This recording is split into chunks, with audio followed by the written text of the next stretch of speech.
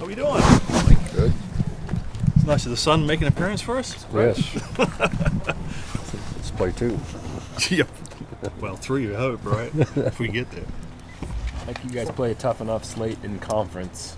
What's the idea behind scheduling this tough a non-conference opponent at this point in the season? Well, I guess there's two ways to look at it. One is, take a weekend off, get some rest, but it's so close towards the end of the season that you don't want to kind of stop the momentum. You don't get into a lull, and it's going to be great for us to see some really good pitching. They got three good established pitchers, obviously a very good offense. So it's a great test for us, and then no matter what the result, I think we should come out ahead just from the fact that we've faced a very tough team and some good pitching. And do you take into account the potential for a rematch down the road in the postseason? Yeah, that could happen. There's no doubt about it. Who knows what the NCAA wants to do, and they dream up something they want to do. So we'll see what happens, but that could happen. But hopefully we learn more about them than they learn about us.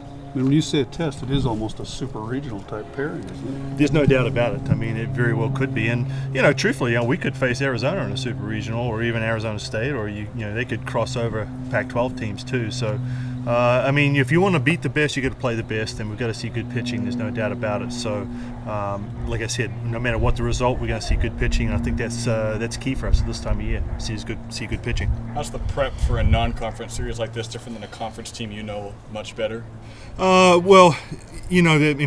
Most teams have so many freshmen. Obviously, the core of their team. But we've done a lot of research on them so far this week. Some games on TV, and that's great what TV brings to the table now, and we're able to look at their stats and stuff. But it's gonna be new for us. I mean, we don't see that style of hitting very often. The true rotational type swings. So we'll see what happens when Sheridan faces them. What stands out about them? Oh, their power numbers. I mean, they got Lexi Alkins at 25 home runs. I mean, I think we got two kids that together might hit 25. So obviously the power numbers are really big, and they've got several other kids that are crushing it. But hopefully we can neutralize that with some good pitching. Sheridan held teams like Washington and Arizona State down pretty quietly. Is this a different kind of offense though compared to those, or are they pretty similar? They're a little bit different because they all swing the same way. I mean, they have a couple of slappers in there that play the short game, but mostly they're a big pull, hit the ball high type of home run hitters, and typically good pitching kind of matches up pretty well against that type of hitting. Is that what you mean by rotational hitting? Big full swings? Yeah, well, they've got that front side way open, and they tend to drop the back shoulder down and kind of rotate open. It's almost like a pinball flip machine, so to speak, and that's kind of like the style that they do. But he's been very successful with it. I mean, they're a team that's made it to the World Series a couple of times. I know back in 2003 when we played them, they made the World Series back then, and they had a very good offensive and defensive club. So it's working for him, and working for their club, and we're not going to underestimate what they can do. I don't care what schedule they played. This team can hit, and that's going to be a great test for us. With the way Carissa's throwing, you think about starting her?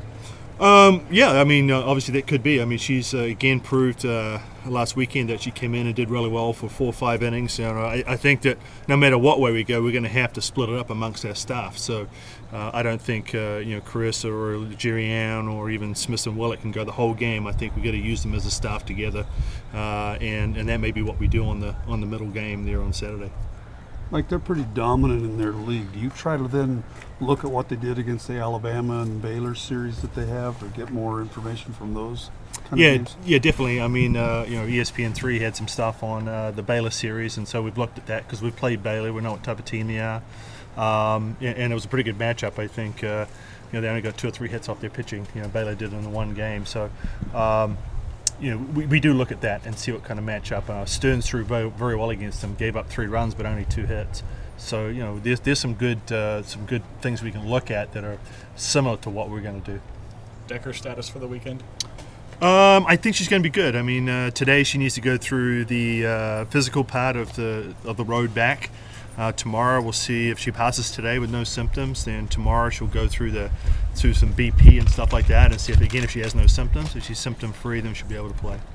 Just given kind of the defensive struggles that went out there, how important is it to get her back? Very important. I mean, obviously she's our number 1 first baseman, and also a key cog in our offense. She's batting in the 4 and 5 hole for us, so it'd be huge to get her back. And truthfully, I don't know if we've had our full team at full strength now for a number of weeks. Not since the UCLA series, because Janie was missing that series. So it'd be nice to get a full strength team back out there. She has running out of games here at Howe. What have you come to appreciate about this place in your 6 years here? Well, I think it's just the crowd and the atmosphere we're starting to build here. I think the knowledge of the softball fans are getting better. They're getting to understand the nuances of the game, and how important it is to be supportive of our club. And so we're very appreciative of it, and hope we can continue to build that as we go down the road here and getting into the postseason. We're hoping to bring in some more seats.